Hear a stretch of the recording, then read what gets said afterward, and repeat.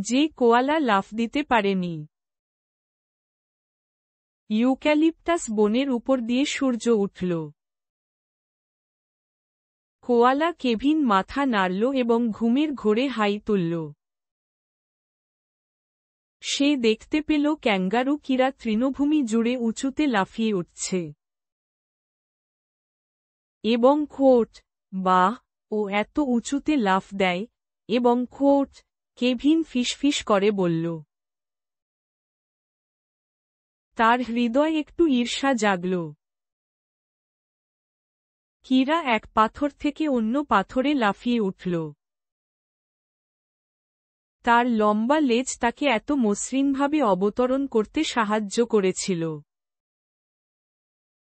কোয়ালা Kevin গাছের ডাল থেকে দেখছিল। সে মৃদু হাততালি দিল, কিন্তু তার হাসি ম্লান হয়ে গেল। এবং খোট, আমি যদি এভাবে লাফ দিতে পারতাম, এবং খোট, সে দীর্ঘশ্বাস ফেলল। কেভিন তার ছোট পাগুলোর দিকে তাকাল।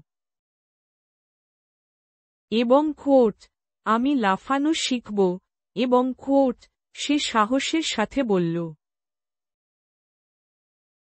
কাছেই, ওয়ালি দ্য ওয়াম্ব্যাট তার কথা শুনতে পেল। এবং খোট, তুমি, কিরার মতো লাফাও, এবং খোট, ওয়ালি মৃদু হেসে বলল।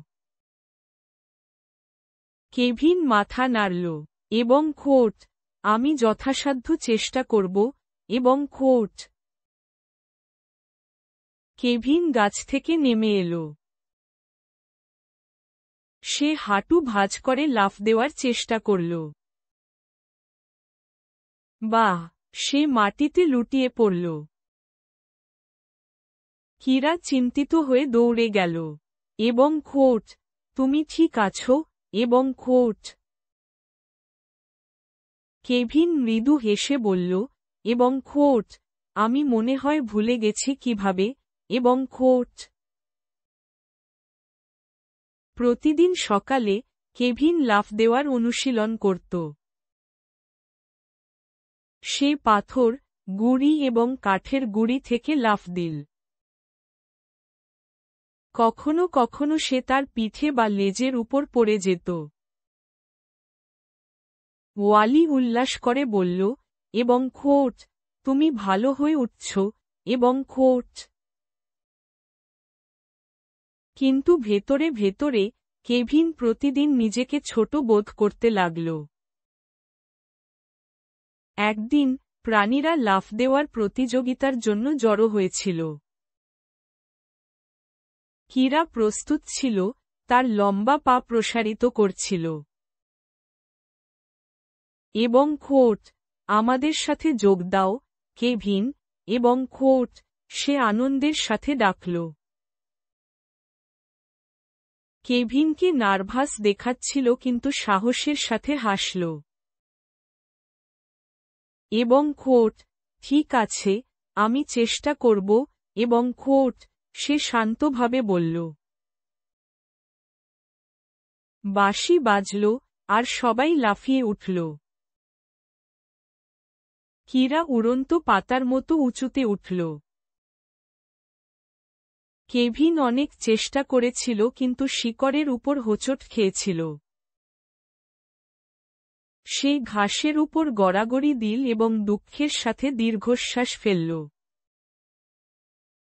এবং খোট, আমি কখনোই লাফাতে পারদর্শী হতে পারব না, এবং খোট, সে ভাবল। হঠাৎ, কাছেই এক ঝটকা বাতাস বইল। একগুচ্ছ সুস্বাদু পাতা উড়ে গিয়ে একটা লম্বা গাছে পড়ল। এবং খোট, ওহ না, আমার পুরস্কার চলে গেছে, এবং খোট, কিরা চিৎকার করে বলল। তারা তার নাগালের অনেক দূরে আটকে ছিল। সবাই মুখ তুলে তাকালো কিন্তু সাহায্য করতে পারল না। কেভিন দ্রুত গাছে উঠে গেল। সে সহজেই এক ডাল থেকে অন্য ডালে চলে যেত। এবং খোঁট, এই নাও, কীরা, এবং খোঁট, সে পাতাগুলো তুলে দিয়ে বলল। সব প্রাণী হাততালি দিয়ে উল্লাস করল। কীরা হেসে বলল, এবং খোঁট, তুমি অসাধারণ, কেভিন, এবং খোঁট। কেভিন ভেতরে ভেতরে উষ্ণ এবং গর্বিত বোধ করল। তার আর উঁচুতে লাফ দেওয়ার দরকার ছিল না। তার নিজস্ব বিশেষ প্রতিভা ছিল আরোহণ। কীরা সদয়ভাবে বলল, এবং খোঁট, আমরা সবাই আলাদাভাবে জ্বলজ্বল করি, এবং খোঁট। কেভিন মাথা নাড়ল, এবং খোঁট, হ্যাঁ, আর আমি আমার মতো থাকতে পেরে খুশি, এবং খোঁট।